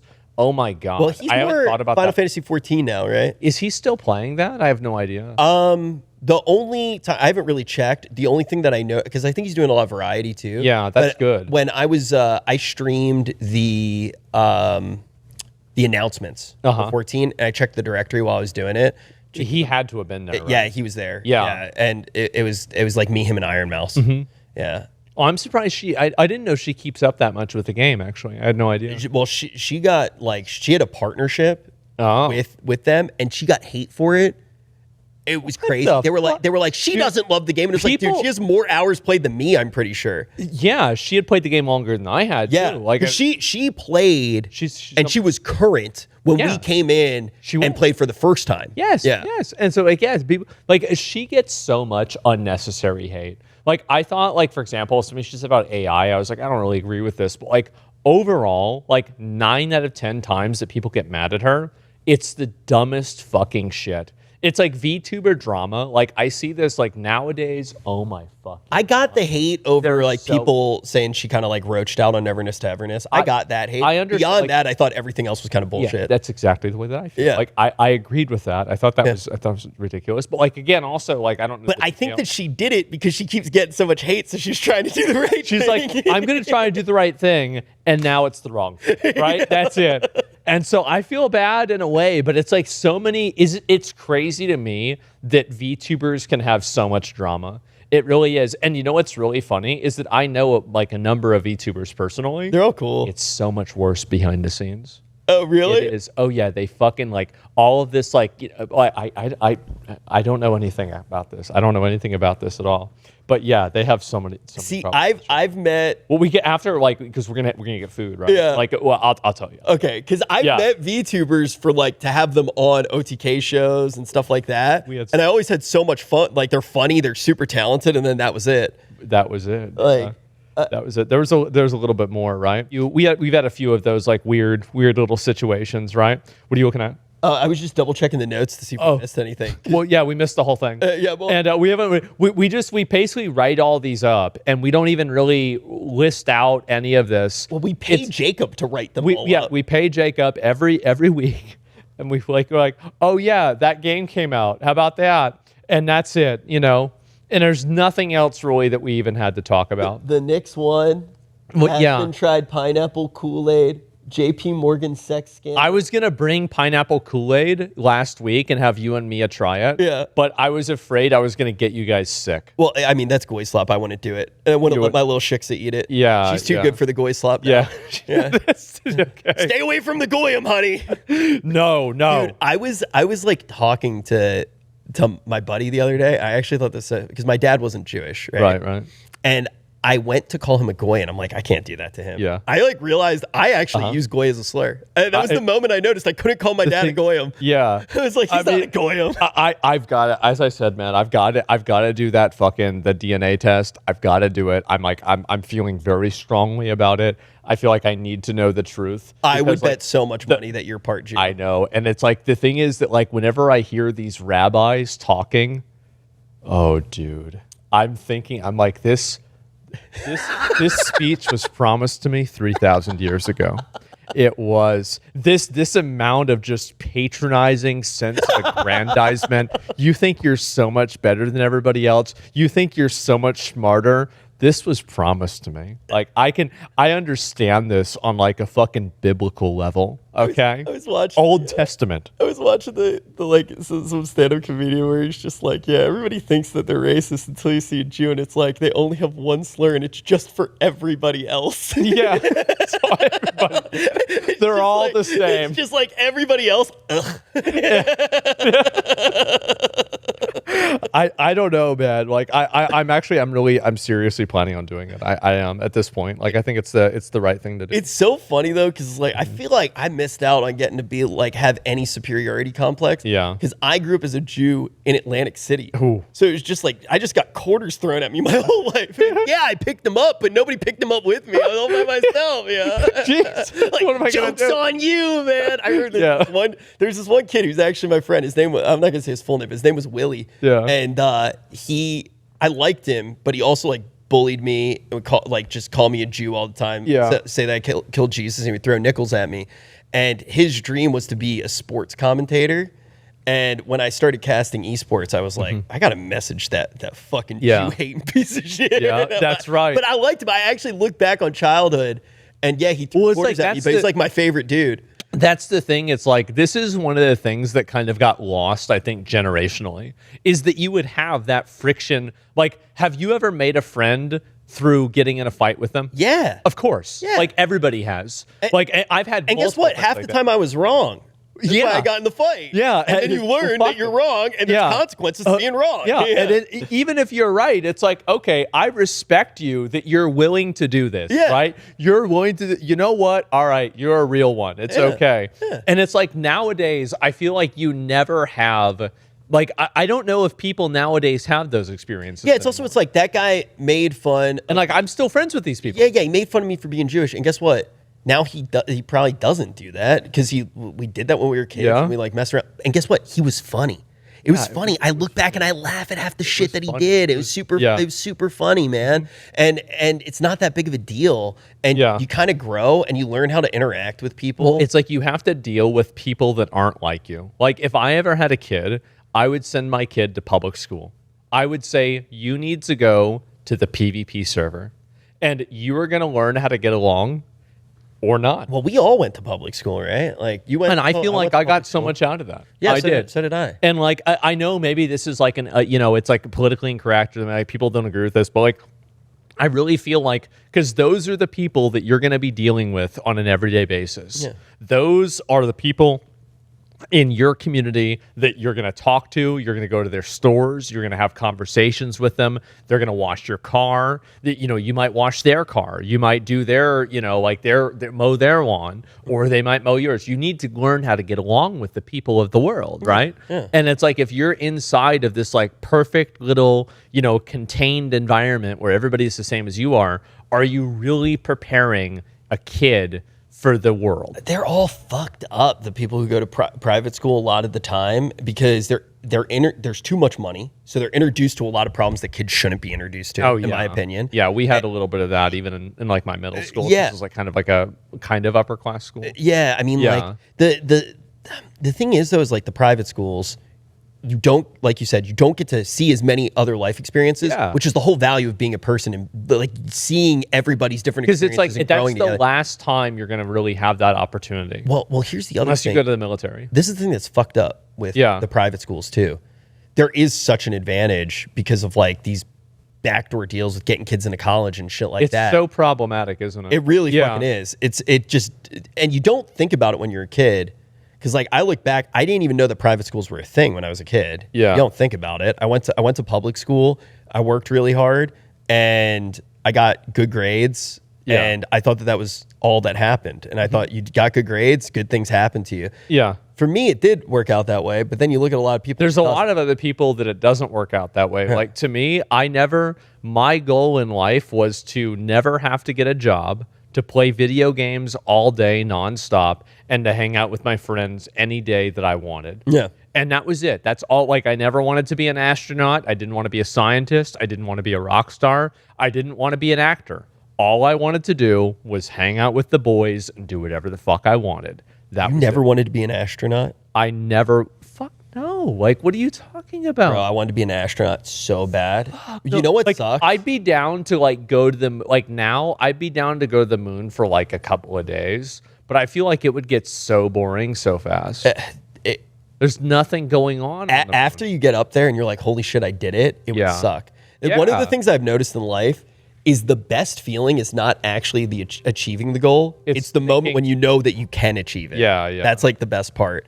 But yeah, I definitely wanted to be an astronaut, and I think one of the worst feelings had to be when I realized I was just too short. Yeah. And it's like, you're fucked. I have the other problem. I'm too tall. Are you actually too tall to be an astronaut? Yeah, you can only be like 6'1" or something like that. Because it's like bad for your bones at that point too, right? It's something like that. I think it's actually because the way that the ships are made, it's just simply made for people that are smaller, just to make it easier, to make it, I guess, like, systematic. Yeah. Just right? They keep everybody in like it's.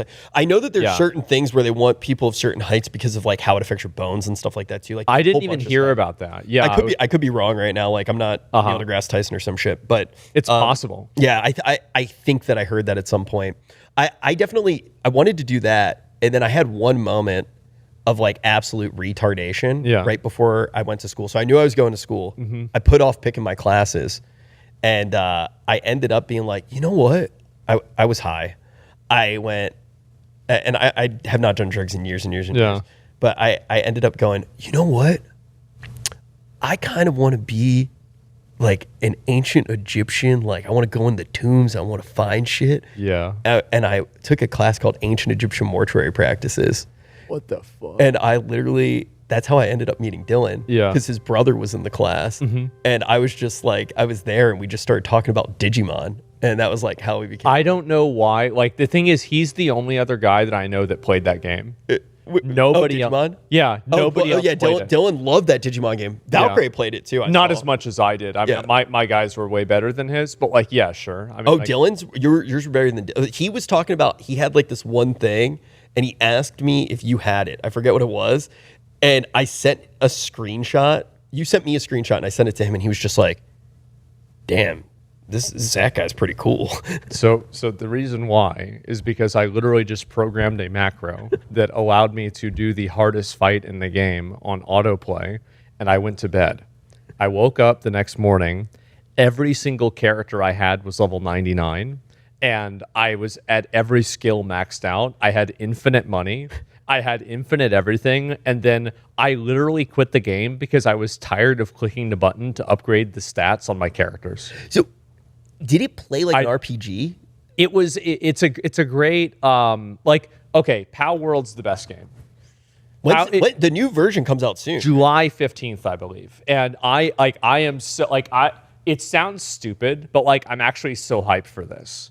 I really am, because I was thinking back on when Pow World released, and I loved that game so much. Dude. I had so much fun playing it. I'm not sure if it would work, because I played it when it came out, but do you remember the Valheim thing we did?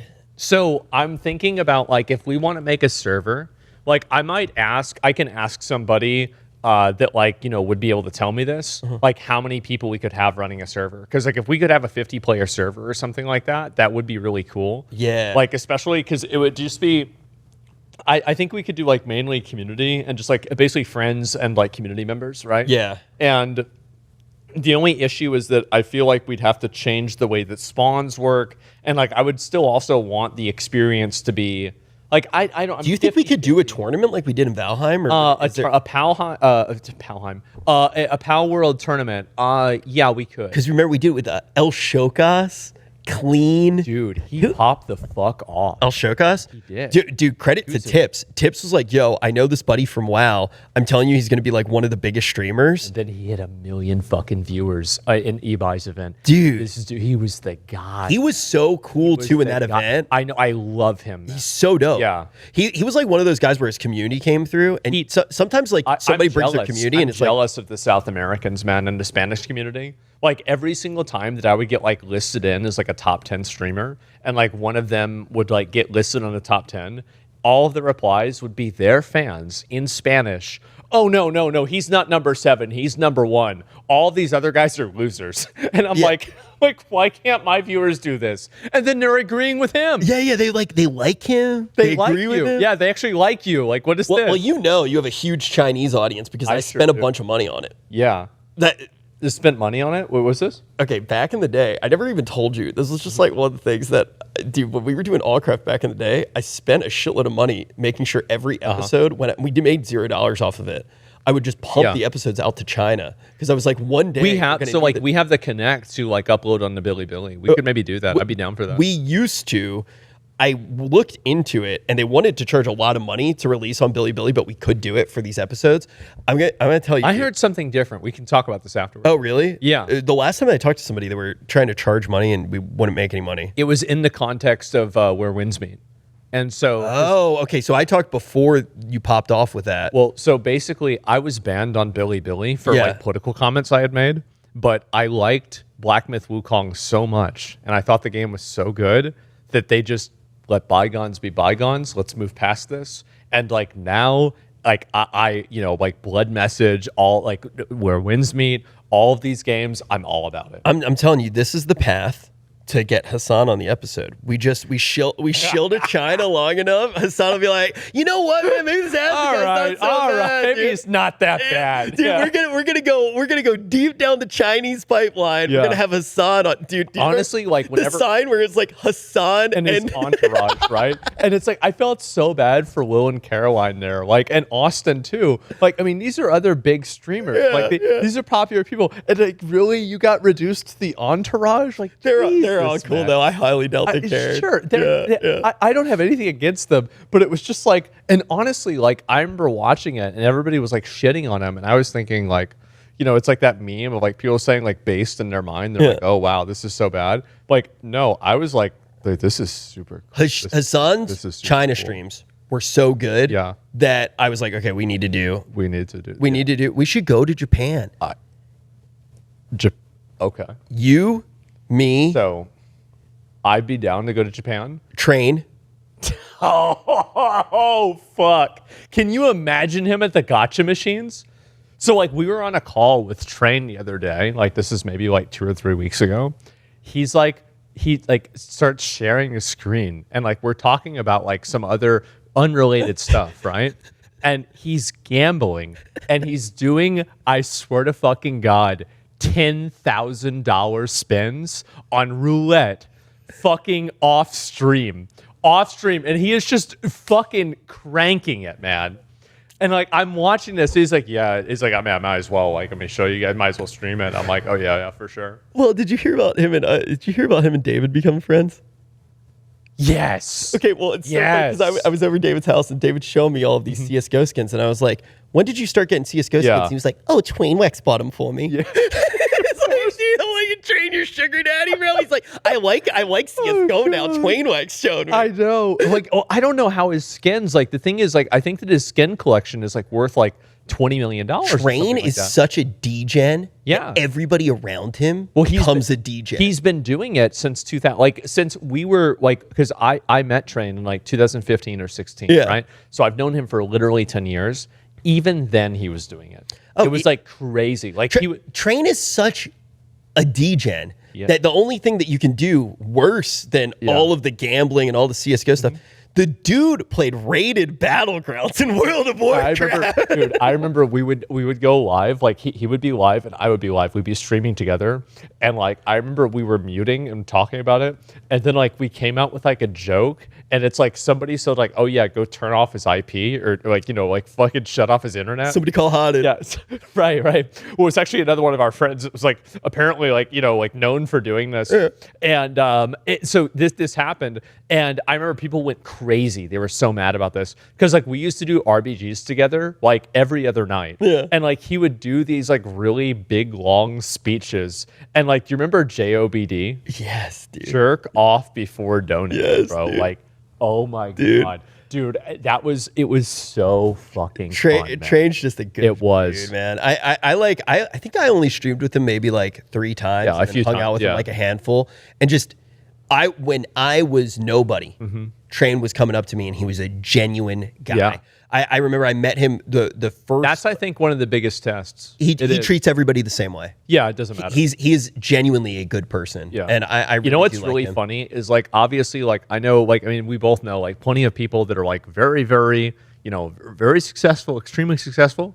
None of the people that are actually extremely successful act pretentious at all. None of them that I think that like... Well, XQC, for example. He's not pretentious. XQC, same thing. I literally like... I mean, he'll flex on people, right? But like, that's because they're talking shit to him. Exactly. Like, yeah. And he's also... I got your house on my wrist, right? Yeah. Like, but then you meet him in the real world and he's just a great guy. Like, he was always so nice to me before I was even like... I was like even really streaming, you know? Like I was just doing Allcraft and he was nice to me. Yeah, I feel like actually like all of the top streamers... Great people. It's the middle. It's the mid-table warriors. Those little losers, bro. Like those little losers, bro. Like that. Yeah.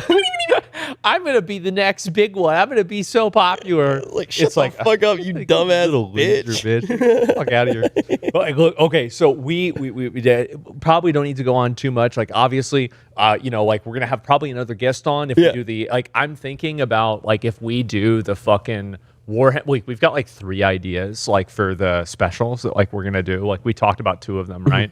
And then we're gonna do that. We're gonna have that for our next episode. I'm pretty excited. I am too, It's gonna be fucking badass, dude. Also, like the Warhammer one, we have options. The current world champion of Warhammer is down to come out here and kick your ass because he coaches me in Warhammer. God, bro, like it's. Honestly, if we even, I bet if we did it in the studio, we could probably make it work, right? Or we could just do it like somewhere else. It'd be super easy. I talked to Pecky's last night. Yeah. And he was like, I know how to do it. I know how to do it. Yeah. And there's also this other channel. If he could run, the thing is like we could probably, because he's so good, right? Pecky's, by the way, Pecky's is like one of our main production editing guys. And like we've worked with him like over the last like over 5 years, right? I've worked with him for 10 almost, right? Yeah, because I met him when he was because he used to work at Smite. Yeah, and so like basically like oh my god, I'm actually really thinking about this. Holy shit, we could really do something cool. It just depends where you want to do it. So I can either bring people to Texas. It depends. Like if it's more than one person, I can probably just fly out and just like take a few days, like a 2 or 3 days. Bro, if we want to, like if we did that, we probably should like line up another like one of the individuals that we've discussed. We could do a nerd trifecta in LA. Yeah, and we can do. I'm just gonna say it, Brian Johnson. That would be fucking... Because he won't fly because it will make him biologically a minute older. Right, yeah. So we got to go to him. Yeah. Then also, I have the Pokemon box in LA. the Neo Genesis box. We can open that, play Warhammer, and just go crazy. Just and then there's other people in LA too. Yeah, I'm sure that well, Hassan's in LA. Oh God. Oh shit. Yo, you playing Warhammer against Hassan? Yeah. He can play Tau because they're communists. Oh. And then you play the CSM. He's like, exactly. He's evil. He's corrupt. Yeah. You're right. The forces of chaos must fall. Yeah. See, it's my units exploding, not yours. Dude, we should settle this shit. One game of Warhammer, you and Hassan against each other. Oh God, yeah, maybe, right? I mean, like, I don't know if he does any of that. Like, the last time he played a video game was like Black Myth Wukong. He doesn't play any fucking video game. It's honestly not his fucking fault. He just tried to play the goddamn Harry Potter game in peace.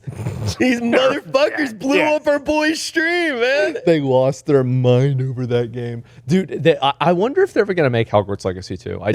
Did you play that game? It's fucking awesome. It was the only thing I didn't like is that enemy variety, and there wasn't more. You know what's crazy? What?